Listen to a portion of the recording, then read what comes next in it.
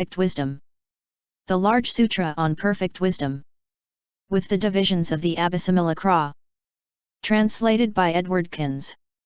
University of California Press, Berkeley, Los Angeles, London. Translation of the Sutra. Chapter 42, Showing the World. Marks. The marks of cognition. The marks of cognition as regards all knowledge. 4.5, 1a, 1. Cognition of the appearance of the Tathagata. Subhuti. The Lord has said that the perfection of wisdom is the gene-trix of the Tathagatas and their instructress in this world. How then is she the gene-trix of the Buddhas and Lords? How is she their instructress in the world? How has the Tathagata been generated by the deep perfection of wisdom? And what is it that the Tathagata has proclaimed as the world? The Lord. The 10 powers of a Tathagata have been generated by this deep perfection of wisdom. And likewise the 4 grounds of self-confidence, the great friendliness, the great compassion, the 18 special dharmas of a Buddha and his knowledge of all modes. It is through these dharmas that a Tathagata becomes manifest. That is why it is this deep perfection of wisdom which has generated the Tathagata. Cognition of the world. Subhuti. What is it that the Tathagata has proclaimed as the world? The Lord. The 5 skandhas. Subhuti. And how have the 5 skandhas been shown up by the perfection of wisdom? The Lord. The perfection of wisdom does not show up these 5 skandhas as crumbling or crumbling away, as being produced or stopped, as being defiled or purified, as undergoing growth or diminution, toiling or withdrawal from it, nor does it show up past, future or present dharmas. And why? Because emptiness does not crumble, nor crumble away, and so also the signless, the wishless, the unaffected, non-production, stopping, non-existence and the absence of own being. It is thus that the Tathagata has proclaimed the deep perfection of wisdom as the instructress in the world.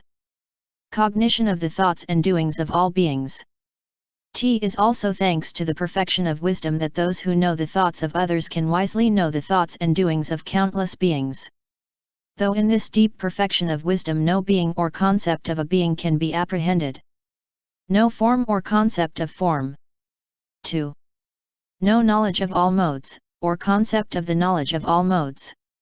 It is thus that this deep perfection of wisdom instructs the Tathagatas in the world, but she does not show up form, 2. All knowledge. And why? Because even the perfection of wisdom itself does not exist in the perfection of wisdom, nor can it be apprehended in it. How much more so with form, 2. The knowledge of all modes. Cognition of collected and distracted thoughts. Moreover, the Tathagata wisely knows collected and distracted thoughts as they really are, as collected and distracted thought. And that applies to the thoughts of all beings. As many as there are. Conceived under the concept of beings, with or without form.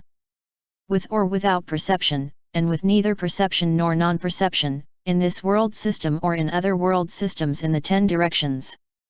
And how does he do so? Through dharmahood. Subhuti. Through which kind of dharmahood? The Lord.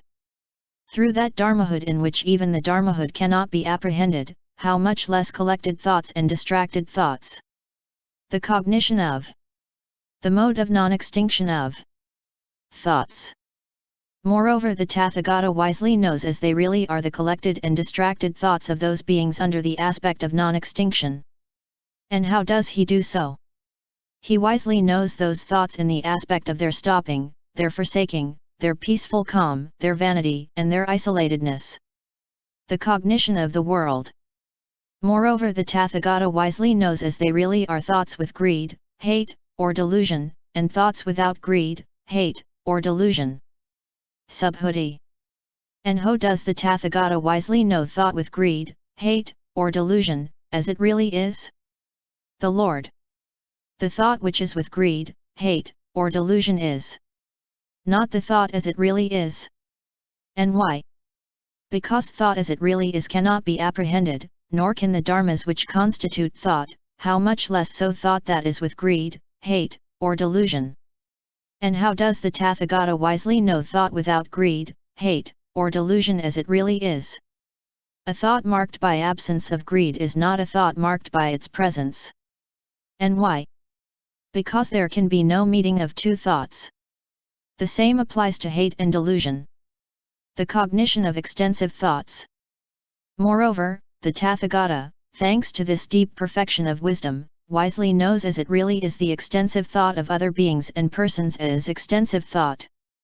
And how does he do so? Here the Tathagata wisely knows as it really is that the thought of other beings and person is neither expanded nor contracted, for it does not grow or diminish, does not come or go. And why? Because of thought no own being can be apprehended which could effect an expansion, to which could come the cognition of thought which has gone great. Moreover the Tathagata, thanks to this perfection of wisdom, wisely knows as it really is of other beings and persons the thought which has gone great as thought which has gone great. And how does he do so? Because he does not review of those thoughts the coming or going, the production or stopping, the stability or alteration. And why? Because those thoughts have no own being which could come or go, be produced or stopped, be stable or altered. The cognition of unlimited thoughts. Moreover, thanks to this perfection of wisdom, the Tathagata wisely knows as it really is of other beings and persons the unlimited thought as unlimited thought.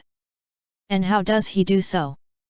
Because with regard to this thought he does not review that it is, nor that it is not, nor does he review it as discontinuous, or as not discontinuous.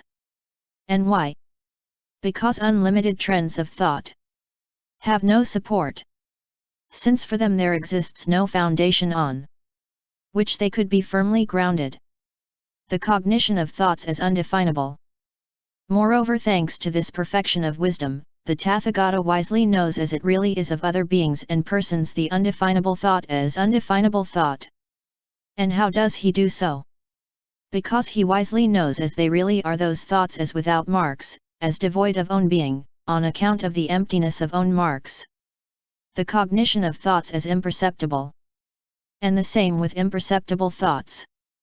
Because those thoughts of others are not perceived by the five eyes of the Tathagata. The cognition of thoughts with affirmation. Moreover, thanks to this perfection of wisdom, the Tathagata wisely knows they really are of other beings and persons the thoughts which affirm or negate, which are drawn in or stretched out. And how does he do so? He wisely knows that wherever they may arise they are all dependent on the five skandhas. If we take such statements as, the Tathagata continues to exist after death. The Tathagata does not continue exist after death, the Tathagata neither does nor does not continue to exist after death, then these statements refer to the skandhas only. The same applies to statements such as, eternal are self and the world, just that is the truth, everything else is delusion. And so if one considers that self and the world are non-eternal, both eternal and non-eternal, neither eternal nor non-eternal. Likewise if one maintains that self and the world are finite, or not finite, or both finite and not finite, or neither finite nor not finite.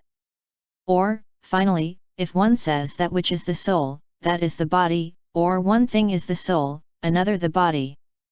The cognition of the mode of suchness.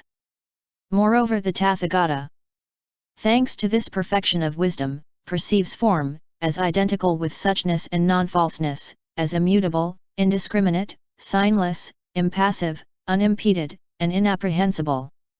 It is thus that the Tathagata, thanks to the perfection of wisdom, cognizes of other beings and person the thoughts which affirm or negate, which are drawn in or stretched out, just as he cognizes suchness, to the inapprehensible. The cognition which understands the suchness of the fully enlightened Buddhas and can communicate it to others. And this way the suchness of the affirmations and negations, of the contractions and expansions is the suchness of the skandhas, elements, sense fields, and conditioned coproduction. And that is the suchness of all dharmas and the suchness of the six perfections. And that is the suchness of the 37 dharmas which act as wings to enlightenment. 2. The suchness of the 18 special dharmas of a Buddha is the suchness of all knowledge. And that is the suchness of wholesome and unwholesome dharmas. And that again is the suchness of the dharmas which are worldly and supramundane. With or without outflows, with and without faults, with and without defilements, defiled or purified, conditioned or unconditioned. And the suchness of the conditioned and unconditioned is the suchness of past, future, and present dharmas. And that again is the suchness of the streamwinner, and that the suchness of the fruit of a streamwinner, too. The suchness of the enlightenment of a pratyeka Buddha is the suchness of the utmost, right, and perfect enlightenment. That again is the suchness of a tathagata, and that the suchness of all beings.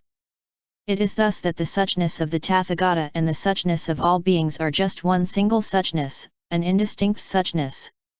As indistinct, this suchness is indistinguishable, and because it is indistinguishable it is not divided. This is the suchness of all dharmas which, thanks to the perfection of wisdom, the tathagata has fully known. In this way this suchness of the perfection of wisdom is the genitrix of the tathagatas, and in this way this perfection of wisdom is the instructress in the world. It is thus that the tathagata cognizes the suchness of all dharmas, their nonfalseness, their unaltered suchness. And it is because of this suchness that the tathagata is called a tathagata. Subhuti. Deep, O Lord, is this suchness of all dharmas, their nonfalseness, their unaltered suchness. It is through this suchness that the enlightenment of the Buddhas, the Lords, has been revealed. Who else, O Lord, could firmly believe in it, except for irreversible bodhisattvas, great beings, or persons who have achieved right reviews, or arhats whose outflows have dried up? 2. These deep dharmas have first been fully known by the tathagata, and then they have been declared. The Lord, for suchness, subhuti, is inexhaustible. And why is it inexhaustible? Because of the inexhaustibility of all dharmas. This is the suchness of all dharmas which the Tathagata proclaimed after he had fully known the supreme enlightenment. End chapter 42. Note: followers of the Bodhisattva vehicle may get more benefit from listening to the sutras actively by reading along with a peaceful voice, and walking on a treadmill very slowly to avoid drowsiness. Keep this in mind. Wishing or dreaming to do the goodness is the first steps of doing good. It does not matter one can do it or not. It is the same for wishing to become a Buddha. Bodhisattvas are those people who vow to gain enlightenment in order to bring about unchanging happiness for all living beings. And again, it does not matter they can do it or not. Wishing or dreaming to do the goodness becomes stronger, intense than serene faith, by repeating the wish, take it up, bear it in mind, recite, study it, discuss and expound, attend to it wisely.